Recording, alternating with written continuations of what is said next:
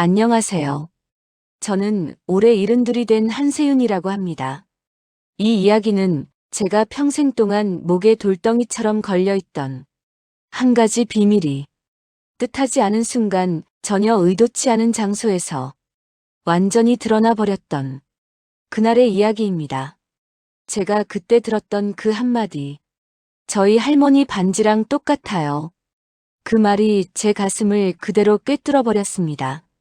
그리고 그 말은 저를 50년 전 한여름 폭우 속에서 시작된 한 사건으로 데려갔습니다.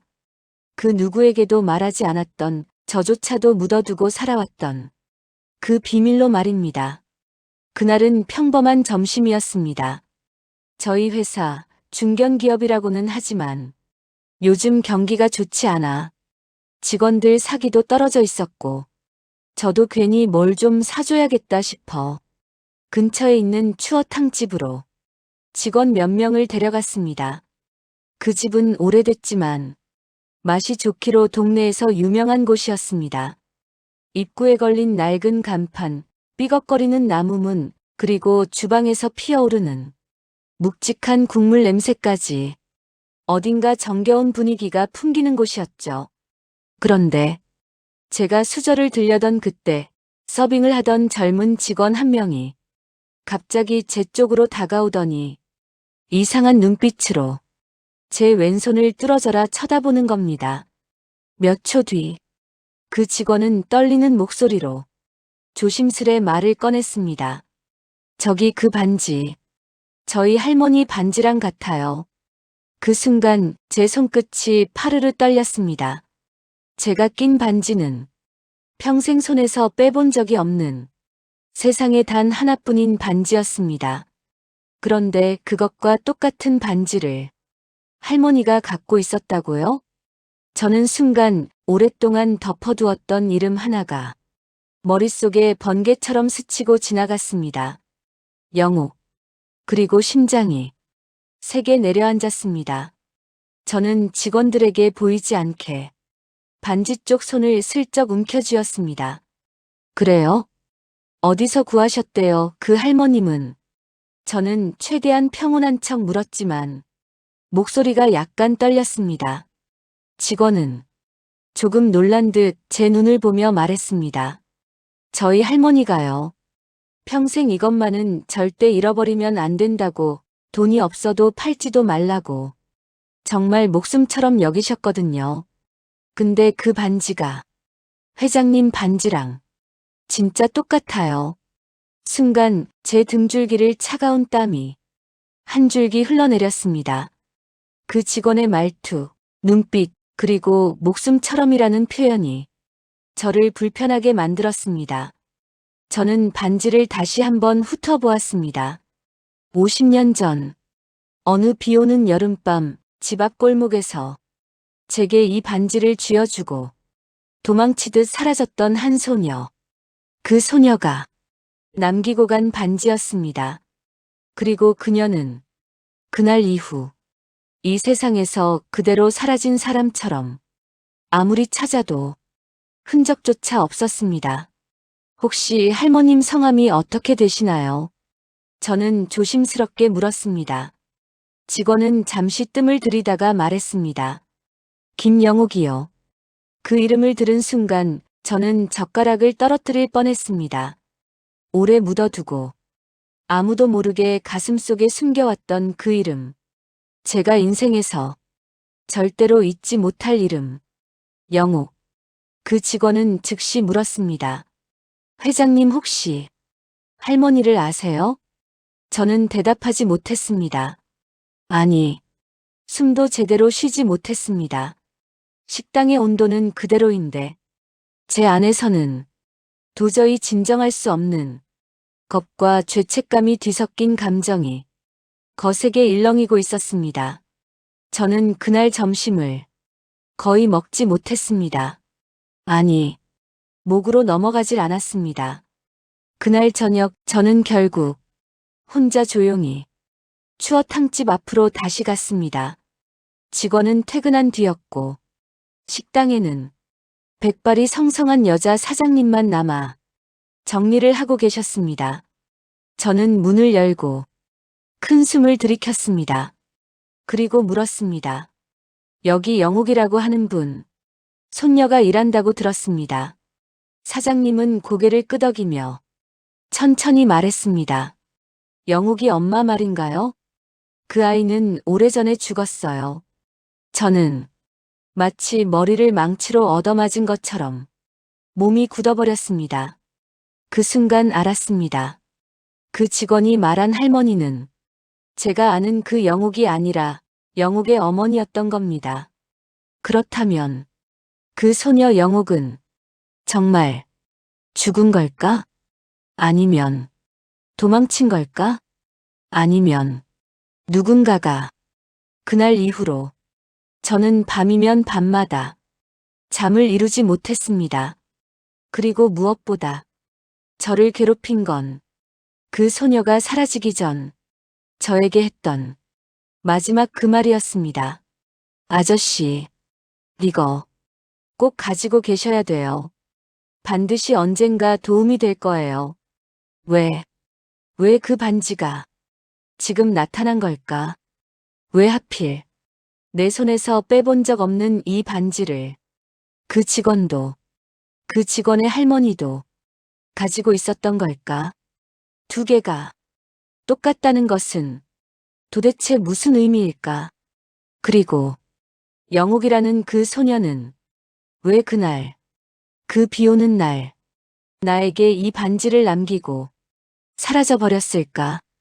이 떨리는 의문은 결국 저를 한 가지 결심으로 몰아갔습니다. 영옥의 행방을 다시 찾아보자. 이제부터의 이야기는 그 50년간 묻혀있던 과거를 하나씩 파헤치고 그동안 제가 몰랐던 진실들과 반지에 얽힌 모든 비밀이 어떻게 드러났는지에 관한 이야기입니다. 그리고 마지막에 제가 얻게 된 믿을 수 없는 가족의 인연까지, 그 모든 이야기를 지금부터 차근차근 들려드리겠습니다. 영옥의 이름을 들은 그날부터 제 마음은 편치 않았습니다. 반지가 두 개, 그것도 모양까지 완전히 같은 반지라니. 50년 전 영옥이 제게 쥐어준 반지는 세상에 하나뿐인 물건이라고 저는 지금까지 믿어왔습니다.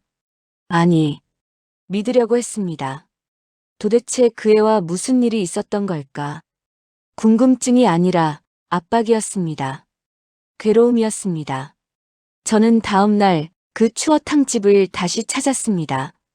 이번엔 공적인 이유가 아닌 순전히 제 개인적인 이유였습니다. 문을 열자 주방에서 김이 모락모락 피어오르고 쇠수저끼리 부딪히는 소리가 낡은 식당 천장을 울리고 있었습니다. 그런데 그 안에는 어제 봤던 그 젊은 직원이 이미 출근해 있었습니다. 저를 보더니 그 직원은 얼떨떨해하며 허둥지둥 다가왔습니다. 회장님이 또 오셨어요? 저는 의자에 조용히 앉아 그 직원의 표정을 살폈습니다. 그리고 본론으로 들어갔습니다. 내가 말한 반지, 할머니가 갖고 계시다는 반지, 혹시 볼 수 있을까요? 직원은 놀라서 입술을 한번 달싹거렸습니다. 아, 할머니 반지는 제가 마음대로 보여드릴 수 있는 건 아니라서요. 근데 왜 그러시죠? 회장님 반지랑 진짜 똑같아서 놀라긴 했는데 저는 깊게 숨을 들이켰습니다. 그 반지를 본다면 내가 찾는 사람과 어떤 연관이 있는지 알 수 있을 것 같아서요. 직원은 제 말을 잠시 이해하려는 듯 고개를 갸웃했습니다. 혹시 그분이 회장님 아시는 분이에요? 저는 대답 대신 반지를 천천히 손가락에서 빼 그에게 내밀었습니다. 그 직원의 표정이 굳었습니다. 진짜 똑같아요. 할머니 반지랑 금의 빛깔도 문양도 여기 이 파인 자국까지. 제가 속으로 삼켰던 의문이 점점 더 짙어졌습니다. 두 개의 반지가 어떻게 같은 상처를 가질 수 있는가? 흉터, 파인 자국은 사람이 직접 문질러서 만들지 않는 이상 절대 똑같이 생길 수 없습니다. 직원은 조심스럽게 저에게 말했습니다. 할머니가요, 죽기 전에 분명 이런 얘기를 하셨어요. 그 직원은 목소리를 낮추며 말했습니다. 이 반지만큼은 절대 잃어버리면 안 돼. 이건 지켜야 하는 약속이야. 그 말을 듣는 순간 제 가슴이 쿵 하고 내려앉았습니다. 그 문장은 50년 전 영옥이 제 손에 반지를 쥐어주며 말했던 문장과 완전히 똑같았습니다. 아저씨, 이건 꼭꼭 지켜야 해요. 두 사람이 같은 말을 남기고 같은 반지를 남겼다고요? 아니, 잠깐. 어쩌면 반지가 두 개가 아니라 한 개의 반지가 두 사람의 손을 돌고 돌아 각기 다른 곳에서 나타난 것. 그럴 가능성도 있었습니다. 그러나 직원이 또 한마디를 덧붙였습니다. 할머니는 반지를 두 개 가지고 계셨어요. 그 말을 듣자마자 저는 전신에 소름이 돋았습니다. 저는 떨리는 목소리로 물었습니다. 두 개라고요? 직원은 고개를 끄덕였습니다. 네. 근데 하나는 어느 날 갑자기 사라졌다고 하시더라고요. 그렇다면 제가 갖고 있는 반지는 그 잃어버렸다던 반지일까? 그렇다면 그 반지는 왜 50년 전에 어린 소녀인 영옥의 손에서 나오게 되었을까? 그리고 또 하나는 왜 손녀에게까지 전해졌을까? 제가 혼란스러워하자 직원은 조심스럽게 말을 꺼냈습니다. 할머니가 젊었을 때 집안에서 큰일을 겪으셨대요. 저는 직감적으로 느꼈습니다. 그 큰일이 영옥의 실종과 반지와 전부 연결돼 있을 것이라고. 혹시 그 이야기를 직접 들을 수 있는 사람은 없을까요? 그 직원은 잠시 고민하더니 고개를 떨구고 조용히 말했습니다. 엄마라면 아마 아실 거예요. 할머니가 돌아가시기 전에 가장 많이 들려준 사람이니까요. 저는 고개를 끄덕였습니다. 만나보고 싶습니다. 괜찮다면 꼭. 직원은 불안해하는 표정을 지었습니다. 회장님, 그냥 드리는 말씀이 아니라 할머니가 남긴 그 얘기들은 우리 가족도 함부로 꺼내지 않아요. 비밀이라고 했거든요. 말하면 누군가 다칠 수도 있다고. 저는 그 말에 몸이 굳을 수밖에 없었습니다. 누군가 다칠 수 있는 이야기. 50년이 지나도 입 밖에 내지 못한 비밀. 그 순간 저는 확신했습니다. 영옥의 실종은 결코 단순한 가출이나 사고가 아니었다는 것. 며칠 뒤 직원에게 연락이 왔습니다. 회장님, 엄마가 한번 만나보고 싶다고 하세요. 할머니 반지 얘기를 왜 하시는 건지 궁금하시대요. 저는 약속 장소로 서울 외곽의 작은 카페를 찾아갔습니다. 낡은 간판, 오래된 아메리카노 잔 냄새, 그리고 창밖으로 보이는 인적 드문 골목길. 직원의 어머니는 테이블 앞에서 조용히 앉아 저를 기다리고 계셨습니다. 마주 앉자마자 그분은 먼저 말했습니다. 우리 영옥이 이야기를 왜 찾으시는 건가요? 그 질문은 제 심장을 세게 움켜쥐었습니다. 영옥이 정말 돌아가신 건가요? 어머니는 그 질문을 듣자 살짝 미소를 지으며 고개를 저었습니다. 아니요. 우리 영옥이는 죽지 않았어요. 저는 숨을 삼켰습니다. 그럼 어디에 있습니까? 어머니는 너무나 조용하고 너무나 의미심장한 어조로 말했습니다. 몰라요. 지금도 어디 사는지 몰라요.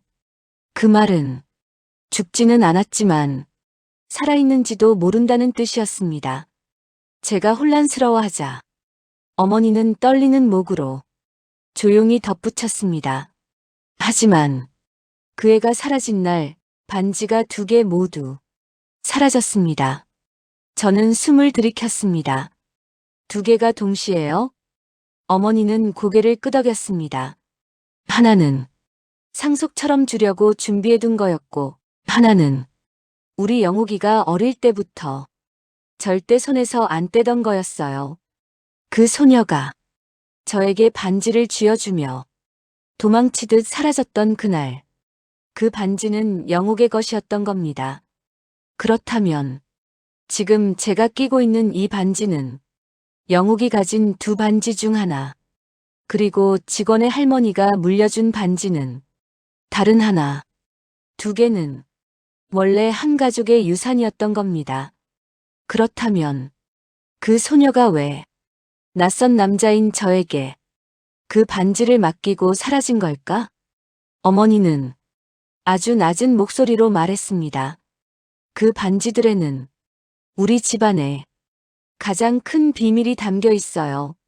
저는 숨을 멈춘 채 그 말을 기다렸습니다. 그리고 어머니는 마침내 입을 열었습니다. 우리 영욱이는 어린 나이에 어떤 사람들한테 쫓기고 있었어요. 저는 그 말 한 문장만으로 모든 피가 차갑게 식는 느낌이 들었습니다. 쫓기고 있었다고요? 왜? 누구에게? 무엇 때문에? 그리고 그 소녀는 왜 저를 향해 달려와 반지를 쥐어주며 울먹이며 말했던 걸까? 아저씨, 도와주세요. 그날 밤의 기억이 환하게 되살아났습니다. 직원의 어머니는 제가 숨도 쉬지 못하는 사이 조용히 아주 오래된 상자 하나를 테이블 위에 올려놨습니다. 상자에는 갈색 줄이 바삭하게 말라붙어 있었고 손때가 많이 묻어 윤기도 사라져 있었습니다. 그분이 줄을 풀며 조용히 말했습니다. 이건 영욱이가 사라지던 날 남긴 것들이에요. 상자 뚜껑이 열리는 순간 저는 숨을 삼켰습니다. 그 안에는 낡은 흑백 사진 한 장, 빛이 바랜 영수증 조각, 그리고 아주 얇고 작은 종이 쪽지가 조심스럽게 접혀 들어 있었습니다. 어머니는 그 종이 쪽지를 들어 저에게 건네셨습니다. 저는 떨리는 손으로 그 쪽지를 펼쳤습니다. 거기엔 조그마한 글씨로 단 한 문장이 적혀 있었습니다.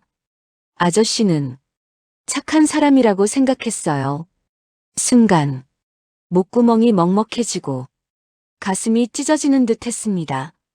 그리고 바로 그 옆에 작게 덧붙여 적히는 말. 그래서 반지를 맡긴 거예요. 저는 그 자리에서 전신이 얼어붙었습니다. 영욱은 저를 알고 있었습니다. 그날 처음 본 게 아니었습니다. 저는 그때 그 아이를 기억하지 못했는데 그 종이 쪽지에 적힌 마지막 문장을 저는 수십 번도 넘게 읽었습니다.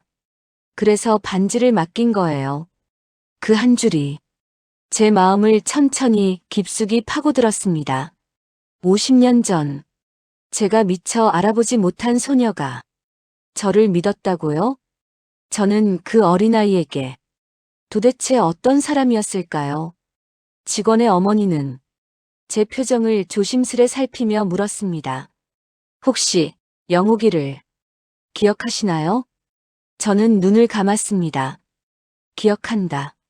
정확히는 그날의 상황을 기억합니다. 한 아이가 온몸이 젖은 채 저를 향해 달려오던 장면. 지금도 머릿속에 선명했습니다. 비가 무섭게 내리던 여름밤. 가로등 하나 없는 어두운 공터에서 그 아이는 마치 누군가에게 쫓기는 사람처럼 숨이 턱턱 막히는 얼굴로 제게 달려왔습니다. 아저씨 도와주세요. 그 작은 목소리, 그 떨림, 그 순간 아이의 2눈. 그때 저는 군 복무를 갓 마치고 공장 일을 하던 청년이었습니다. 그 아이는 제게 반지를 꼭 쥐어주고 뒤를 돌아선 채 막다른 골목 쪽으로 뛰어갔습니다. 그리고 그날 이후 영영 나타나지 않았습니다. 직원의 어머니가 상자 속에 있던 흑백 사진을 제 앞에 밀어놓았습니다. 사진 속에는 작은 마을에서 찍은 듯한 초라한 집 한 채와 그 앞에 서 있는 두 사람이 찍혀 있었습니다. 한 명은 제가 한눈에 알아볼 수 있었습니다. 바로 영옥이의 어머니. 하지만 그 옆에 서 있는 남자는 저는 처음 보는 얼굴이었습니다. 건장한 체격에 표정이 굳은 남자, 검은 양복 넥타이, 그리고 왼쪽 손가락에 반지가 있었습니다. 저는 사진을 자세히 들여다보았습니다. 그 반지, 제가 끼고 있는 반지와 정확히 같은 문양. 저는 말했습니다. 이 남자가 그 반지의 원래 주인입니까? 어머니는 잠시 망설이다가 고개를 끄덕였습니다. 네, 영옥이의 아버지예요. 그 순간 제 몸이 굳었습니다. 반지는 영옥의 집안의 남성에게만 전해지던 유산이었던 겁니다. 그렇다면 왜 그 반지가 어린 영옥의 손을 거쳐 제 손에 오게 된 걸까? 어머니는 떨리는 손으로 사진을 쓰다듬으며 말했습니다. 저 남자, 좋은 사람이 아니었어요. 그 말은 기묘한 무게를 띠고 있었습니다. 어머니는 그날의 진실을 조금씩 풀어놓기 시작했습니다. 영옥이 아버지는요, 돈을 조차 나쁜 일에 손을 댔어요. 그 반지 2개는 그 일에 휘말린 증거이기도 했어요. 저는 물었습니다. 무슨 일 말입니까? 어머니는 한참을 침묵하다가 담담하게 말했습니다. 횡령, 공금 유용, 문서 위조. 뭐 이런 것들이 섞여 있었던 것 같아요. 그중 하나는 중소기업에서 고개를 들 수 없을 정도로 큰 금액이었고요. 제 심장이 멎는 듯 했습니다. 어머니는 더 낮은 목소리로 덧붙였습니다. 남편은 그 일을 혼자 덮어쓰고 도망치듯 사라졌어요. 그리고 며칠 뒤 죽었다고 연락이 왔죠. 저는 가만히 이마를 짚었습니다.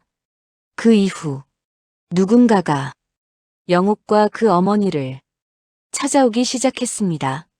남편이 훔친 돈이 어딘가에 숨겨져 있다는 얘기가 돌았거든요. 저는 숨을 삼켰습니다. 그 돈이 반지와 관련이 있습니까? 어머니는 천천히 고개를 끄덕였습니다. 반지 안쪽에 조그만 식별각인이 있어요. 그 숫자가 돈이 숨겨진 장소에 좌표라는 말이 있었어요. 그리고 어머니는 덧붙였습니다. 남편이 죽기 전에 이 2 반지를 영옥이에게 맡겼어요. 절대 잃어버리지 말라고, 절대 누구에게도 보여주지 말라고. 그 아이는 그 반지를 들고 쫓기는 신세가 되었던 것이었습니다. 제가 떨리는 목소리로 물었습니다.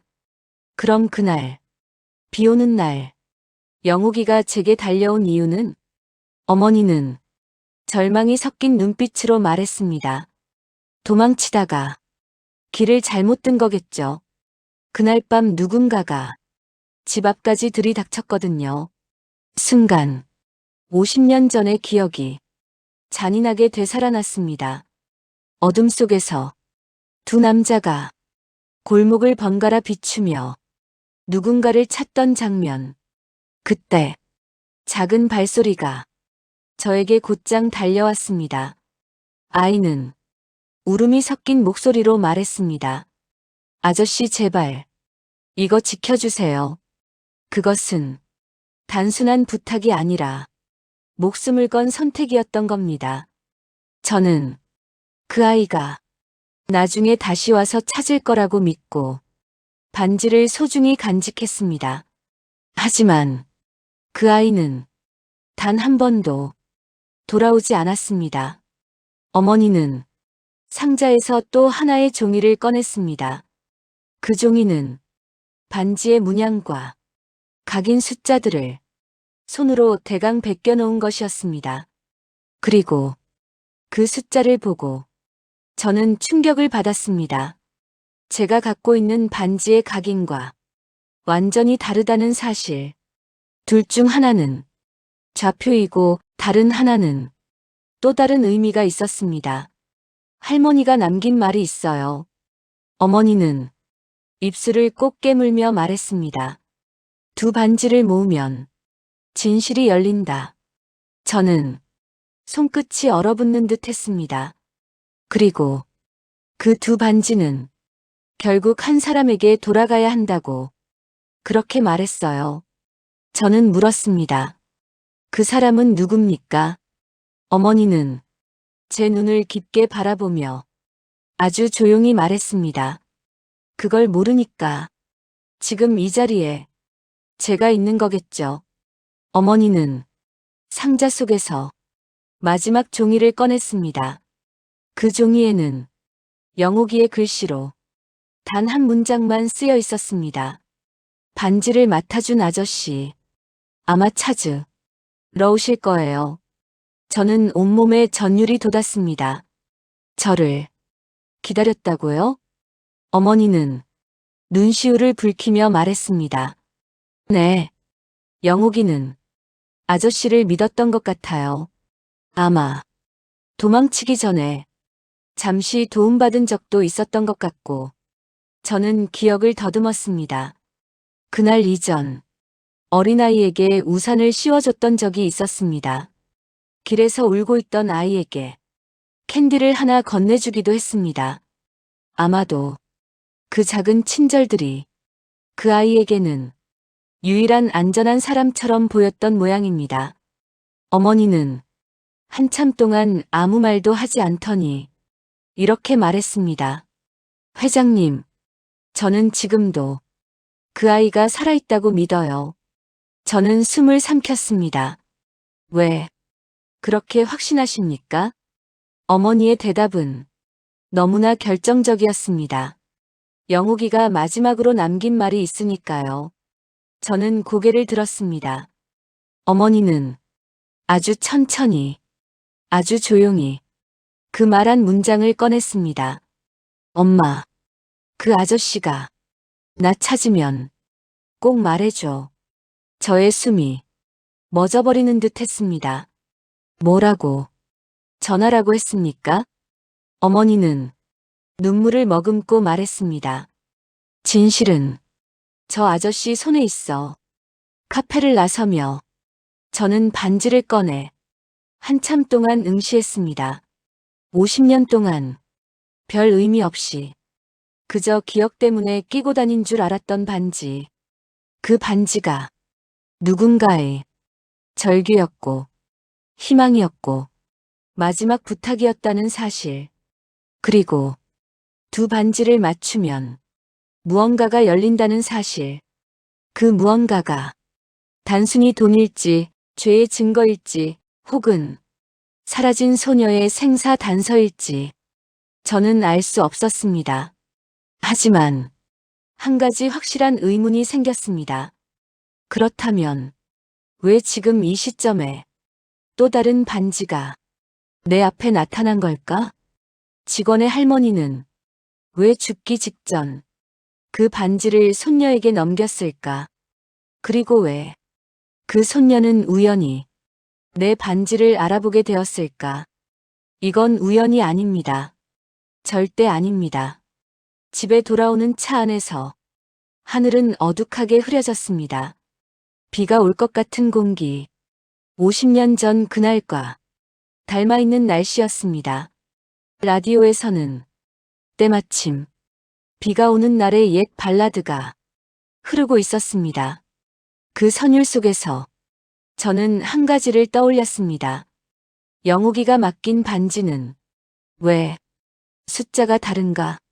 단서들, 어머니의 말, 두 반지를 모으면 열린다는 진실, 그리고 50년 전에 그 아이가 갑자기 사라진 이유, 모든 게 하나의 방향으로 향하고 있었습니다. 두 반지는 각각 다른 조각을 담고 있다. 그리고 그 조각을 맞추면 한 가지 사실이 드러난다. 그 사실은 영옥의 집안을 파탄낸 아버지의 범죄와 연결돼 있다. 그 범죄는 지금 제가 회장으로 있는 바로 그 회사와도 연결돼 있을 가능성이 높았습니다. 왜냐하면 직원의 어머니가 마지막으로 꺼낸 말이 저를 얼어붙게 만들었기 때문입니다. 우리 남편이 일했던 회사 알아요? 지금 회장님 계신 그 회사예요. 저는 숨이 멎는 듯 했습니다. 할머니와 저는 그날 밤 거의 뜬 눈으로 세웠습니다. 손바닥만 한 반지 하나가 할머니의 지난 40년 인생과 중견기업 회장이라는 거대한 이름을 하나의 선으로 이어버렸으니까요. 그리고 다음 날 오전 10시 우리는 다시 토정 추어탕으로 향했습니다. 직원은 이미 아침부터 가게 앞을 서성이며 저희를 기다리고 있었습니다. 어젯밤 회장님께서 바로 오라고 하셨어요. 주소는 이쪽입니다. 그가 적어준 주소는 서울 서초의 대형 빌딩 꼭대기층 천보그룹 본사. 저는 입술이 바짝 말랐습니다. 할머니는 묵묵히 제 손을 잡고 차에 올랐고요. 10층 회장실 앞에 선 순간 저는 문 앞에서 한 번 더 숨을 고르며 잔뜩 긴장했습니다. 직원이 먼저 문을 두드렸습니다. 회장님 오셨습니다. 안에서 낮고 묵직한 목소리가 들렸습니다. 들여보내요. 문이 열렸습니다. 커다란 창으로 햇빛이 쏟아지는 회장실.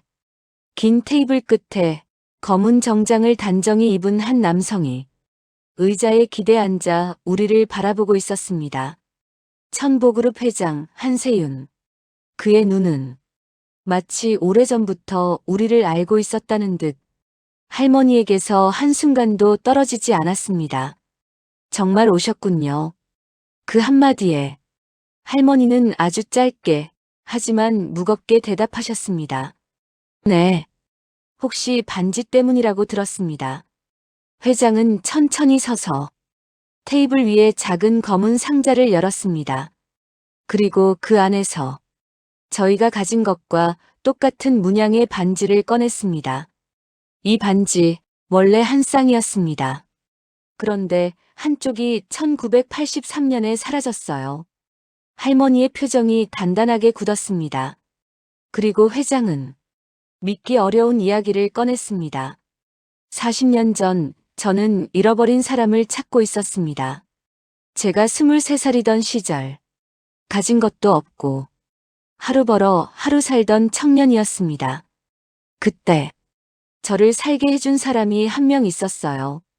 그의 시선이 할머니에게 꽂혔습니다. 그 사람은 당신입니다. 저는 숨이 턱 막혀왔습니다. 할머니의 손등이 떨렸습니다. 회장은 계속 말했습니다. 제가 도망치듯 이 도시로 내려왔을 때 굶고 있었던 저를 당신이 운영하시던 작은 분식집에서 매일같이 챙겨주셨습니다. 제가 어떻게든 성공해서 꼭 다시 찾아뵙겠다고 그 약속의 의미로 반지를 하나 드렸습니다. 할머니는 의자에서 움직이지 못한 채 단단히 입술을 깨물었습니다. 그러고는 아주 조용히 입을 떼셨습니다. 근데 왜 오지 않으셨어요? 회장은 고개를 들지 못했습니다. 돌아가려 했습니다. 하지만 제가 돌아갔을 때에는 분식집이 철거돼 있었어요. 당신도 당신의 흔적도 어디에도 없었습니다. 회의실 안은 숨소리조차 들리지 않을 만큼 고요했습니다. 그리고 회장은 충격적인 말을 꺼냈습니다. 저는 지금까지 그 분식집 주인, 즉 당신을 찾기 위해 사람들을 써왔습니다. 그런데 그 할머니가 당신이셨다는 걸 이제야 알았습니다. 저는 말을 잃었습니다. 할머니는 손수건으로 눈가를 조용히 닦으셨습니다. 회장이 제 쪽을 바라봤습니다. 그리고 당신. 저는 순간 움찔했습니다. 당신이 그분과 함께 왔다는 건 혹시 할머니가 고개를 저었습니다. 우리 손자예요. 회장은 잠시 허탈한 눈빛으로 웃더니 고개를 끄덕였습니다.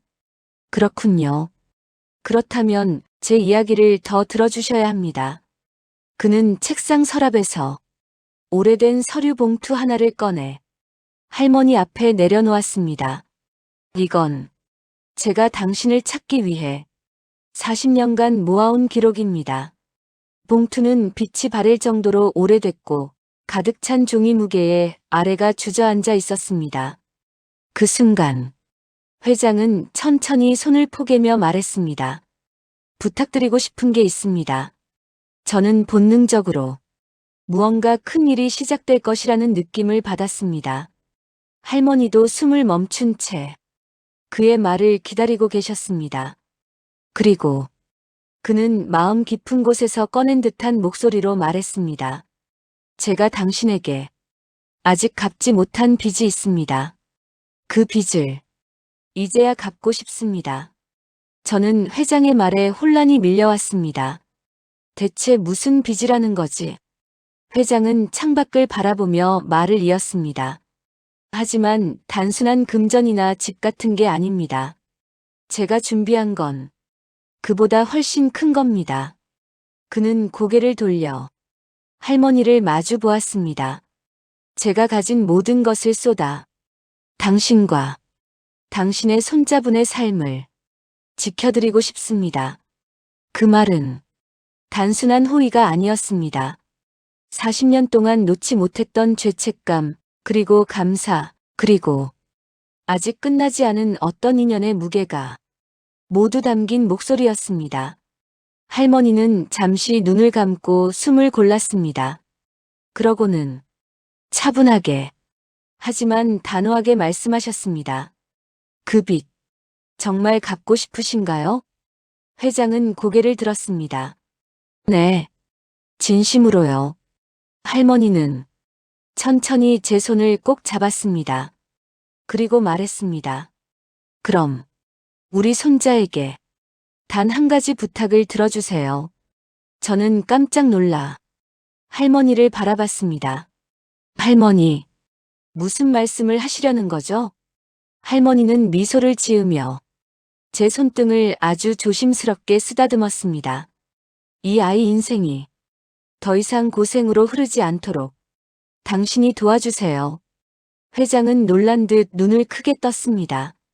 저는 제자리에서 꼼짝도 할 수 없었습니다. 그 순간부터 저는 느꼈습니다. 할머니와 회장, 이 두 사람 사이에는 제가 모르는 더 깊고 오래된 이야기가 있다는 것을, 그리고 그 이야기는 지금 막 다시 시작되고 있다는 걸요. 할머니의 말에 회장님은 잠시 말문이 막힌 듯 저와 할머니 사이를 번갈아 바라보았습니다. 손자분의 인생을 지켜달라 말씀이신가요? 할머니는 고개를 끄덕였습니다. 제가 나이 들어 이제 할 수 없는 것들을 그쪽이 대신 해달라는 겁니다. 그 말은 마치 지난 세월에 묶인 실타래가 하나씩 풀려나는 듯한 울림이 있었습니다. 회장은 오랫동안 가슴 깊은 곳에 묻어두었던 어떤 감정을 억누르며 천천히 고개를 들었습니다. 그리고 대답했습니다. 제가 할 수 있는 모든 걸 다 하겠습니다.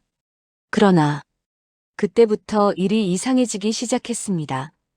저희가 자리를 뜨려는 순간 회장실의 문이 열리며 비서실장이 급하게 들어왔습니다. 회장님, 큰일입니다. 회장은 짧게 인상을 찌푸렸습니다. 뭐죠? 비서실장은 저희를 흘끗 바라본 뒤 주저하는 목소리로 말했습니다. 천보건설 쪽에서 예정돼 있던 개발 사업이 전면 중단됐다고 합니다. 투자자들도 대거 철수했고 오늘 오전부터 회사 주가가 폭락하고 있습니다. 회장의 얼굴이 굳었습니다. 그건 불가능한데. 할머니는 걱정스러운 눈빛으로 회장을 바라보셨습니다. 비서실장은 이어 말했습니다. 그리고 홍성준 부회장 측이 비자금 의혹을 쏟아내고 있습니다. 회장은 자리에서 천천히 일어났습니다. 차가운 눈빛으로 테이블을 짚으며 말했습니다. 드디어 움직였군. 저는 상황이 전혀 이해되지 않았습니다. 저 회장님, 지금 무슨 말씀이신 거예요? 회장은 제 쪽을 돌아보며 말을 꺼냈습니다. 천보그룹 안에 저를 끌어내리려는 세력이 있습니다. 오래전부터 꾸준히 힘을 키워왔죠. 부회장 쪽 인물들입니다. 할머니도 놀란 눈을 하셨습니다. 그런데 왜 오늘 갑자기? 회장은 할머니를 똑바로 보며 믿기 어려운 말을 했습니다. 할머니를 만났다는 사실이 어딘가에서 새어나간 것 같습니다. 제 심장이 멎는 듯 했습니다. 저희 때문에요? 그 가능성이 큽니다. 저를 끌어내리기 위해서라면 그들은 뭐든 할 사람들입니다. 그리고 회장은 한숨처럼 낮게 말했습니다. 당신들마저 위험해질 수 있습니다. 회의실 안의 공기는 갑자기 얼어붙은 것처럼 차가워졌습니다. 회장은 결단을 내렸습니다. 지금 당장 두 분을 별관 안전실로 옮기겠습니다. 안전실이요? 보호 인력을 붙여서 외부 접촉을 차단한 뒤 상황을 정리할 때까지 대기하셔야 합니다. 지금은 이게 최선입니다. 직원들과 경호원들이 발 빠르게 움직였고 저희는 회장실 옆 비밀로로 이동했습니다. 조용하고 외부 소리가 전혀 들리지 않는 두꺼운 철문 뒤의 공간. 그곳은 마치 영화 속 요새 같았습니다. 하지만 저는 더 이상 조용히 있을 수 없었습니다. 회장님, 저희가 왜 위험해지는 건가요? 회장은 저를 바라보며 아주 무거운 목소리로 말했습니다. 제가 찾던 사람, 제가 40년 동안 따라다닌 흔적, 그 모든 기록을 갖고 있는 사람. 그는 잠시 숨을 고르고 할머니를 바라봤습니다. 그게 할머니니까요. 저는 속이 서늘해졌습니다. 회장의 말은 계속 이어졌습니다. 그들은 할머니가 가진 기록을 파고들 것이고 그 안에서 저를 끌어내릴 약점을 찾으려고 할 겁니다. 당신들 존재 자체가 지금 제겐 가장 큰 약점이 되었어요. 할머니는 떨리는 손으로 제 어깨를 잡으셨습니다. 그래도 회장님, 이 아이에게 피해는 없게 해주세요. 부탁드립니다. 회장은 잠시 눈을 감았다가 천천히 고개를 끄덕였습니다. 걱정 마십시오. 이 아이만큼은 제가 어떻게 해서든 지키겠습니다. 그 말이 떨어지는 순간 비서실장이 다시 뛰어들어왔습니다. 회장님, 홍성준 부회장 쪽에서 언론 인터뷰를 시작했습니다. 반지 이야기도 꺼냈습니다. 회장이 굳어졌습니다. 뭐라고요? 비서실장은 떨리는 목소리로 말했습니다. 의문의 할머니와 정체불명의 반지라는 제목으로 이미 기사가 퍼지고 있습니다. 저는 숨을 들이쉬다 멈춰버렸습니다. 그럼 저희가 회장은 이를 악물며 말했습니다. 이미 세상에 노출됐다는 얘기죠. 할머니의 손이 제 손을 꽉 붙잡았습니다. 그리고 회장은 마지막으로 이렇게 말했습니다. 이제 돌아갈 수 없습니다.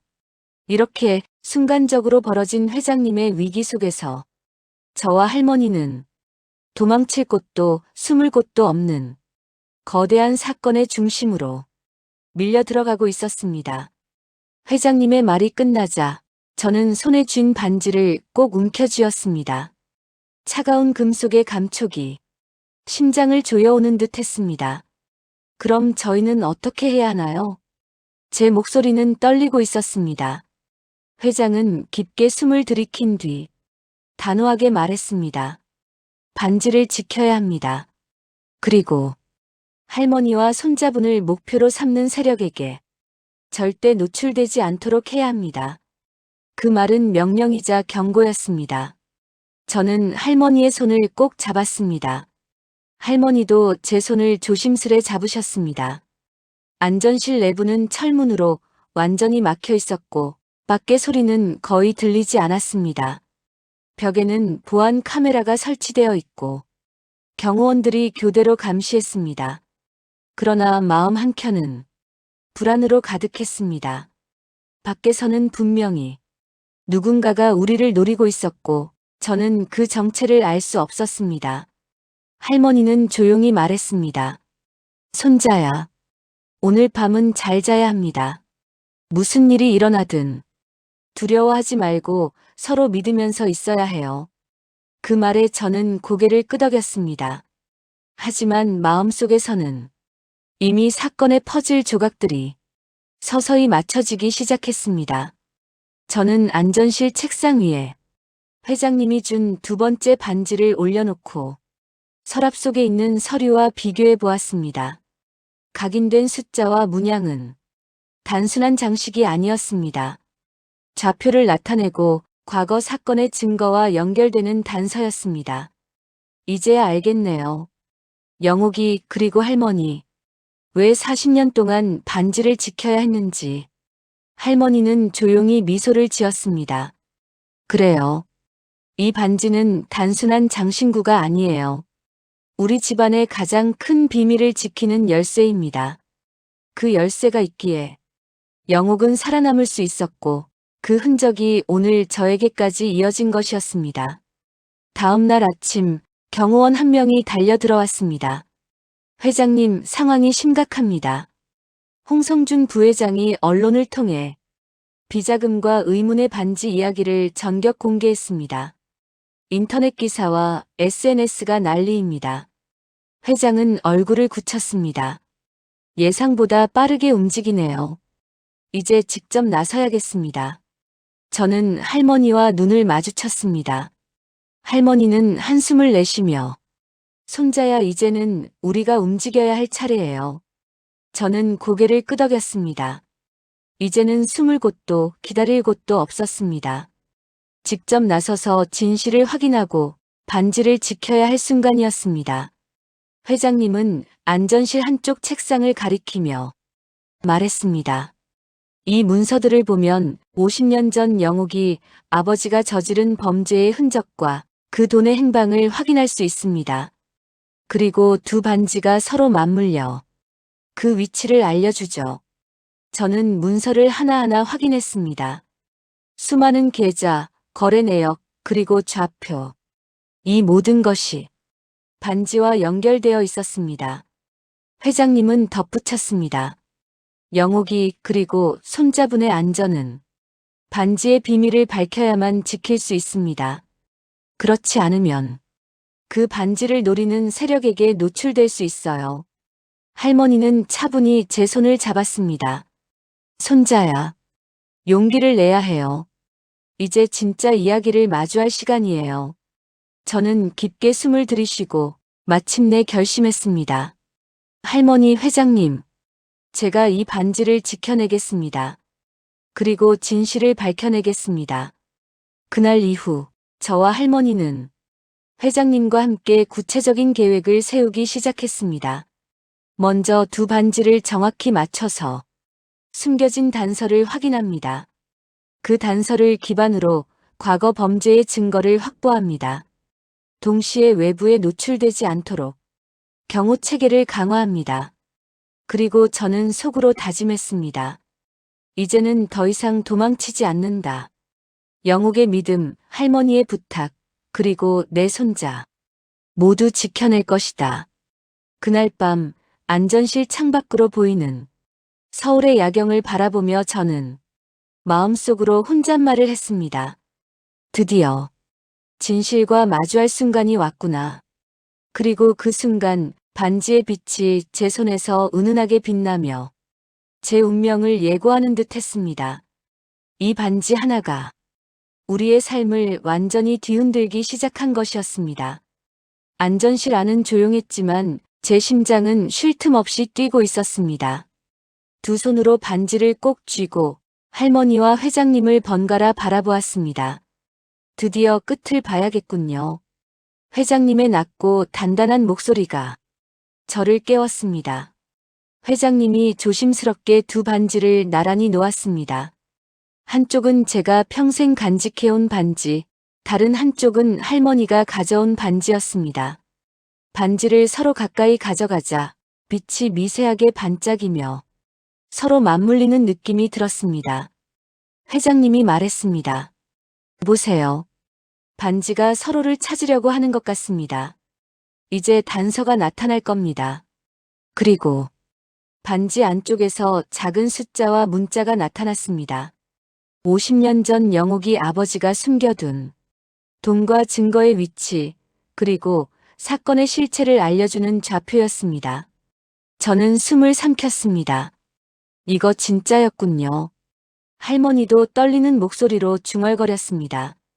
이제야 영옥이의 바람이 완성되는구나. 회장님은 곧바로 행동을 시작했습니다.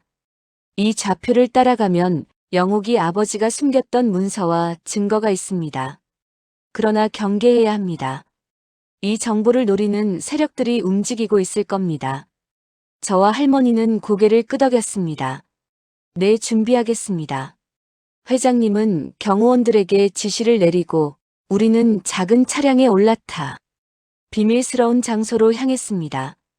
도로를 달리는 동안 회장님이 설명하셨습니다. 홍성준 부회장과 그의 측근들은 반지를 노리기 위해 이미 움직이고 있습니다. 오늘 밤 우리가 찾는 증거를 확보하지 못하면 그들은 우리를 향해 직접 움직일 겁니다. 저는 긴장 속에서도 마음을 다잡았습니다. 영옥이와 할머니를 지켜야 한다. 그리고 이 반지의 진실을 밝혀야 한다. 차가 작은 창고 앞에 멈췄습니다.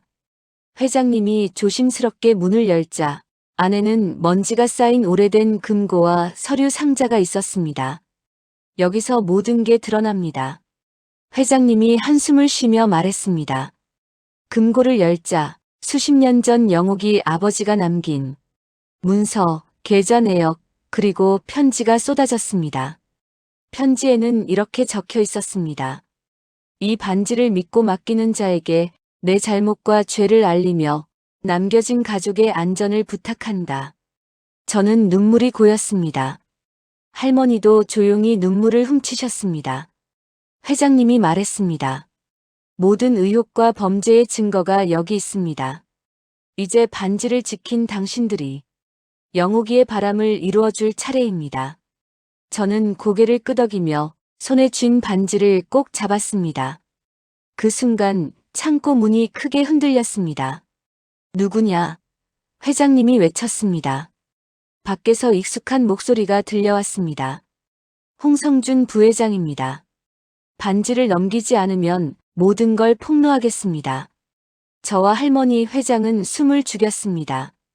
경호원들이 긴장한 채 준비하고 있었지만 저는 생각했습니다. 이제 물러설 수 없다. 반지는 우리가 지켜야 한다. 회장님이 조용히 말했습니다. 걱정하지 마십시오. 제가 처리하겠습니다. 당신들은 증거를 지키세요. 경호원들의 기습작전과 회장님의 전략으로 홍성준 측은 결국 물러나고 우리는 안전하게 금고 안의 문서를 확보할 수 있었습니다. 모든 사건이 정리된 뒤 저와 할머니 회장은 안전한 장소에서 앉았습니다. 할머니가 저를 바라보며 말했습니다. 손자야, 이제 안심해도 돼요. 영옥이의 바람, 우리가 이루었어요. 회장님도 미소 지으며 덧붙였습니다. 이제 과거의 그림자는 사라졌습니다. 이제는 여러분이 안전하게 살아갈 차례입니다. 저는 손에 쥔 반지를 바라보며 속으로 다짐했습니다. 영옥이와 할머니를 위해, 그리고 나의 가족을 위해 나는 반드시 이 반지를 지킬 것이다. 그날 밤 서울의 하늘에는 별이 하나둘 떠오르고 있었고 우리 모두의 마음에는 오랜 세월 묶였던 평화와 따뜻함이 찾아왔습니다. 반지는 단순한 금속이 아니라 40년간 이어진 믿음과 가족의 상징이었습니다. 그리고 이제 그 믿음은 안전하게 이어졌습니다.